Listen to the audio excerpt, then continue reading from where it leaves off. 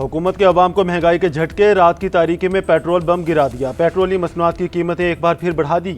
Petrol 13 रुपये 18 पैसे महंगा, नई कीमत 310 रुपये 71 पैसे फी लीटर हो गई। हाई स्पीड डीजल की कीमत में 13 रुपये 80 पैसे इजाफा, अब 323 रुपये 30 पैसे फी लीटर मिलेगा। नोटिफिकेशन जारी। रात 12 बजते ही पेट्रोलियम मसनूआत की नई कीमतों का इतलाक हो गया। पेट्रोल महंगा होने पर अवाम फट पड़े, हुकूमत से पेट्रोल सस्ता करने का मुतालबा कर दिया।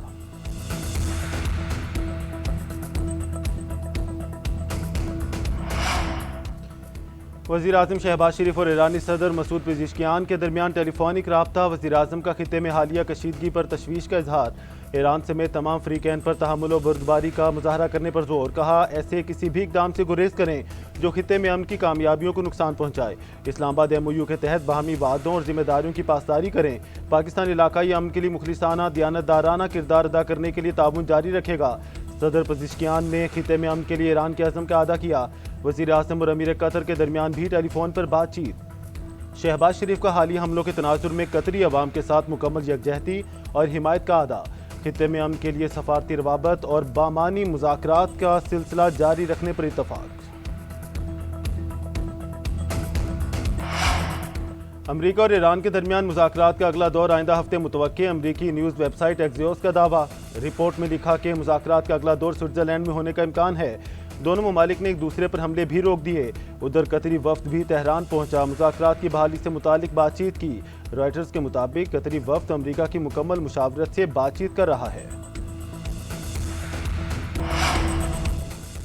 ईरान से मुज़ाकरात करेंगे, लेकिन ईरानियों को बता दिया है अब जंगबंदी बरकरार नहीं रही। ईरान ने अमेरिका के साथ बातचीत जारी रखने की दरख्वास्त की। इनकी दरख्वास्त पर मुज़ाकरात जारी रखने पर मुत्तफिक हूँ। अमरीकी सदर ट्रंप की न्यूयॉर्क पोस्ट से गुफ्तगू। कहा, मुझे कुछ हुआ तो ईरान पर इतनी शदीद बमबारी होगी कि इन्होंने सोचा भी नहीं होगा।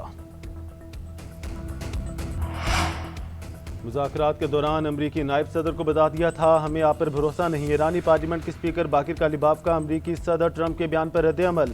कहा, हमने कभी जंग की ख्वाहिश नहीं की, कभी नाइंसाफ़ी के सामने सर तस्लीम खम नहीं करेंगे। सब जान लें, ईरान कभी हथियार भी नहीं डालेगा। बलूचिस्तान में मंगी डैम हमले के बाद ऑपरेशन शोबान कामयाबी से जारी। गुज़श्ता 24 घंटों के दौरान मजीद 17 खारजी जहन्नुम वासल। 26 दहशतगर्दों को 6 और 7 जुलाई को हलाक किया गया। अब तक 43 हलाकतें रिपोर्ट हुई। सिक्योरिटी ज़राए के मुताबिक 5 जुलाई से जारी इंटेलिजेंस बेस्ड ऑपरेशन में मजमूई तौर पर 79 दहशतगर्द मारे जा चुके। पाक फौज, FC और बलूचिस्तान पुलिस दहशतगर्दों के खिलाफ भरपूर कार्रवाइयाँ जारी रखे हुए हैं। वफाकी आईनी अदालत ने नस्ला टावर गिराने का बाइस बनने वाले सुप्रीम कोर्ट के 2018 और 2019 के 2 अहकामात वापस ले लिए। कराची में ज़मीनों की तब्दीली पर पाबंदी का हुक्म भी वापस ले लिया। सुप्रीम कोर्ट का फैसला अदालती इख्तियारात से तजावुज़ करार। आईनी अदालत ने फैसले में कहा कि बिल्डिंग कवानीन अदालतों के नहीं, सूबाई हुकूमत के दायरा इख्तियार में आते हैं।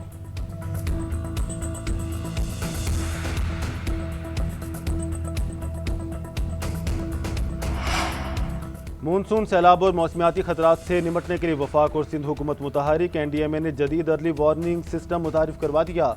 तमाम मुतालिका इदारों को हाई अलर्ट रहने की हिदायत। वज़ीर आला हाउस सिंध में इजलास के दौरान सूबे के साथ मुश्तरका हिकमत अमली पर इत्तफाक किया गया। वज़ीर मौसमियाती तब्दीली मुस्तदिक मलिक ने कहा कि मौसमियाती तब्दीली मुस्तकबिल का नहीं बल्कि आज का चैलेंज है, जिससे निमटने के लिए कौमी सतह पर मुश्तरका इक़दामात नागुज़ीर हैं।